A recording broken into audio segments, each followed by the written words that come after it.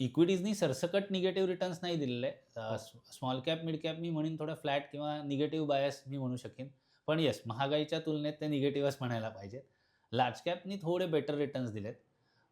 पण त्या तुलनेत मल्टी ॲसेट फंड्सचा रिटर्न उजवा ठरला. त्याचं सोपं कारण म्हणजे गोल्ड आणि सिल्व्हरनी दिलेला परतावा.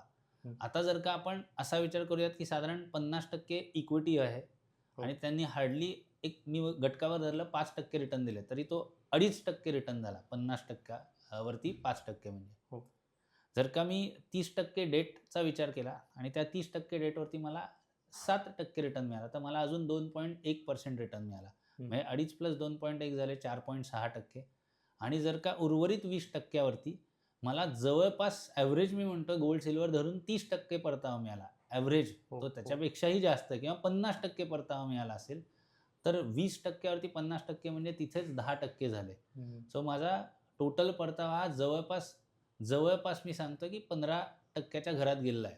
हो, रफली हो. 14 ते 15%. हं. त्या तुलनेत small cap, mid cap completely under performance आहे. इक्विटीमधल्या लार्ज कॅपनी थोडा बेटर परफॉर्मन्स दिलाय कारण बँकिंग सेक्टरनी चांगलं केलंय. हं, हं. हे कसं आहे सांगू का? हे एखाद्या म्हणजे ऑलराउंडर सारखं काम आहे असं धरून चालेल.